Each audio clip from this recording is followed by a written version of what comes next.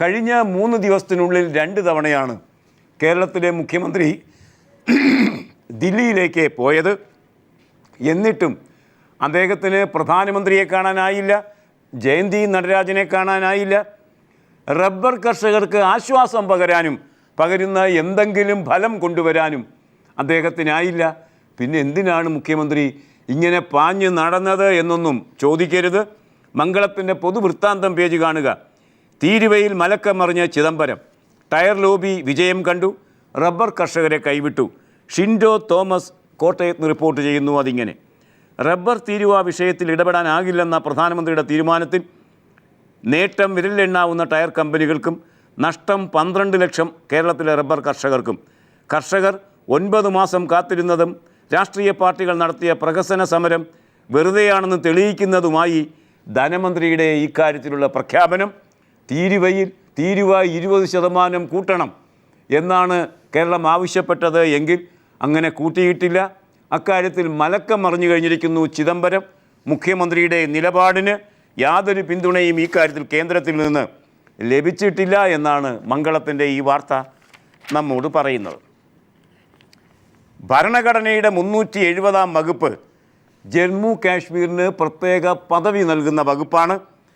ആ പദവി നൽകുന്ന വകുപ്പിനെ സംബന്ധിച്ച് അത് എടുത്തു കളയുന്നതിനെക്കുറിച്ചുള്ള ചർച്ച വേണമെന്ന് മോദി പറഞ്ഞെങ്കിൽ 2 തവണ NPA സർക്കാർ അധികാരത്തിൽ വന്നിട്ടും നടത്താൻ കഴിയാത്ത കാര്യമാണ് പ്രധാനമന്ത്രി സ്ഥാനാർത്ഥിയായ മോദി പറഞ്ഞത് എങ്കിൽ ഇനി മോദി തന്നെ പ്രധാനമന്ത്രി ആയാലും ആ വകുപ്പൊന്നും മാറ്റാനാകില്ല എന്ന് കേന്ദ്രമന്ത്രി ഫറൂഖ് അബ്ദുള്ള പ്രതിവചിച്ചിരുന്നു. എന്നാൽ വളരെ അപ്രതീക്ഷിതമായൊരു കോണിൽ നിന്ന് ആ വകുപ്പ് മാറ്റണം എന്ന ആവശ്യം വന്നിരിക്കുന്നത് കൗതുകകരമായ ഒരു വാർത്തയായി ഡെക്കാൻ ക്രോണിക്കിൾ ഇന്ന് നമുക്ക് 1-ാം പേജിൽ തരുന്നു. മന്ത്രി ശശി തരൂരിൻ്റെ ഭാര്യ സുനന്ദ പുഷ്കറാണ് ആ വകുപ്പ് മാറ്റണം എന്നാവശ്യപ്പെട്ടിരിക്കുന്നത്.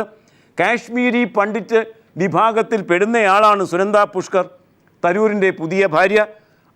അവർ ആവശ്യപ്പെടുന്നത് ഈ 370-ാം വകുപ്പ്, ജമ്മു കാശ്മീരിന് പ്രത്യേക പദവി നൽകുന്ന വകുപ്പ് എടുത്ത് കളയണമെന്ന് പറയുമ്പോൾ നേരിട്ട് രാഷ്ട്രീയ കാരണങ്ങളാലല്ല അവരത് പറയുന്നത്, മറിച്ച് സ്ത്രീവിരുദ്ധമാണ് ആ വകുപ്പ് എന്ന നിലയ്ക്ക് ജമ്മു കാശ്മീരിലെ കാശ്മീരി പണ്ഡിറ്റ് വിഭാഗത്തിലുള്ള ഒരു സ്ത്രീ തന്നെ അത് പറയുന്നു.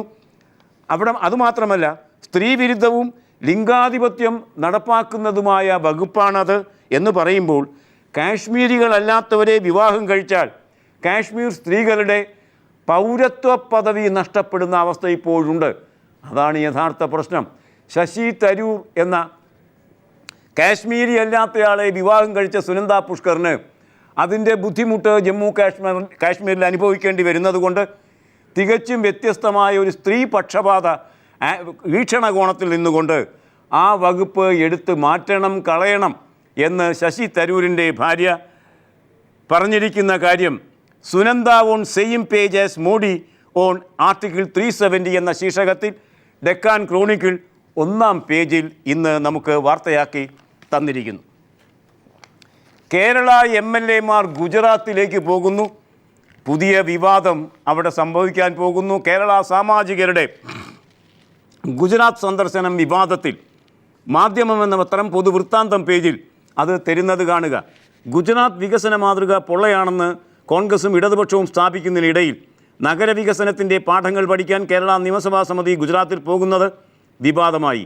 അതേസമയം സംസ്ഥാന മന്ത്രിമാർ ഗുജറാത്തിൽ പോകുന്നില്ല എന്ന് വ്യക്തമാക്കിയ സംസ്ഥാന ഗ്രാമവികസന മന്ത്രി KC ജോസഫ് നിയമസഭാ സബ്ജക്റ്റ് കമ്മിറ്റിയുടെ സൂറത്ത് സന്ദർശനം നിശ്ചയപ്രകാരം നടക്കുമെന്ന് സ്ഥിരീകരിച്ചു. വരും ദിവസങ്ങളിൽ വിവാദങ്ങൾ സൃഷ്ടിക്കാൻ സാധ്യതയുണ്ട്. ഈ വാർത്തയ്ക്ക് ഇനി ഇന്നത്തെ മുഖലേഖനങ്ങൾ.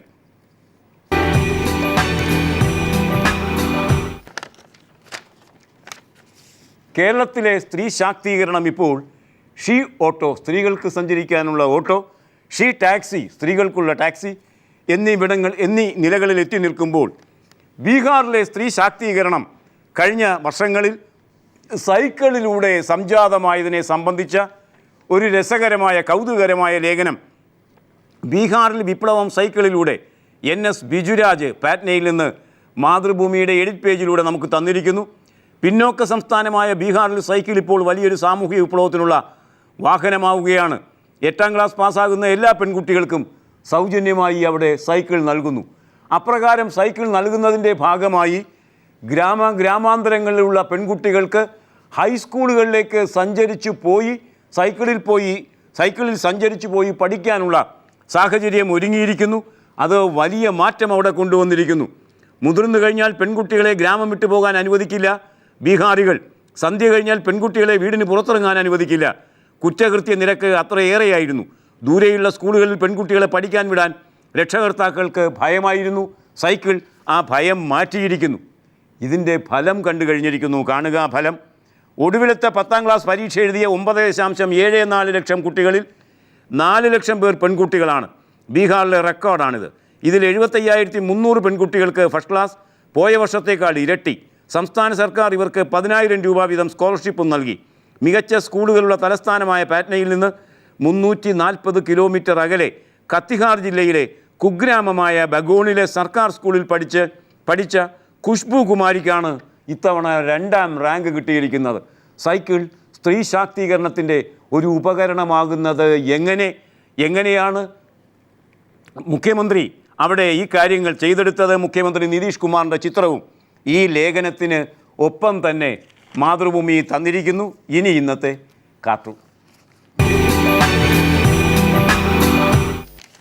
ആമസോൺ എന്നത് അവരുടെ ഉൽപ്പന്നങ്ങൾ വിമാനത്തിൽ നിന്ന് താഴേക്കിട്ട് ആളുകളില്ലാതെ തന്നെ പ്രചരിപ്പിക്കാൻ കഴിയുമോ എന്ന ഒരാലോചനയിലാണ് ആമസോൺ എന്ന കമ്പനി. ആളില്ലാ വിമാനങ്ങൾ ബോംബിടുന്നത് പോലെ സാധനങ്ങൾ ആളില്ലാതെ തന്നെ നാട്ടിൻപുറങ്ങളിൽ എത്തിക്കാൻ കഴിയുമോ എന്ന് ആമസോൺ കമ്പനി ആലോചിക്കുമ്പോൾ നമുക്ക് ഈ കാർട്ടൂൺ ഒന്ന് കാണാം. ഇനി നേതാക്കളല്ല, മറിച്ച് ഇത്തരം വിമാന വിതരണമാകും അവരുടെ മണ്ഡലങ്ങളിൽ വരിക എന്ന് നിരീക്ഷിക്കുന്ന വോട്ടറുടെ കാർട്ടൂൺ കേശവ് ഇന്ന് ഹിന്ദുവിലൂടെ നമുക്ക് എത്തിച്ചു തന്നിരിക്കുന്നു. ഇനി ഇന്നത്തെ ചിത്രം. മൂവാറ്റുപുഴ ടൗണിൽ പട്ടണത്തിൽ EEC മാർക്കറ്റിൻ്റെ കാർഷികോത്സവം നടക്കുകയാണ്. ഈ ചിത്രം കാണുക. ഇത് വരും കാലത്തെ കൃഷിക്കാരൻ എങ്ങനെയായിരിക്കും എന്നതിൻ്റെ ഒരു ആവിഷ്കാരമാണ്. ഒരു സൈക്കിളിൽ സ്വന്തം ഉൽപ്പന്നങ്ങൾ കമ്പോളത്തിൽ സ്വയം ചവിട്ടി എത്തിക്കുന്ന, സ്വയം പര്യാപ്തത നേടുന്ന ഭാവി കൃഷിക്കാരനെ ആവിഷ്കരിക്കുന്നു. ഈ കാർഷികോത്സവത്തിൻ്റെ സമ്മേളന പന്തലിൻ്റെ മുൻവശത്ത് വെച്ചിരിക്കുന്ന ഈ ടാബ്ലോയിഡ്. ഏതായാലും ഈ ചിത്രം നമുക്ക് വിപിൻ ചന്ദ്രനാണ് ഹിന്ദുവിലൂടെ തരുന്നത്. ഈ ചിത്രത്തോടെ ഇന്നത്തെ വർത്തമാനം സമാപിക്കുകയാണ്. Nice day. Good bye.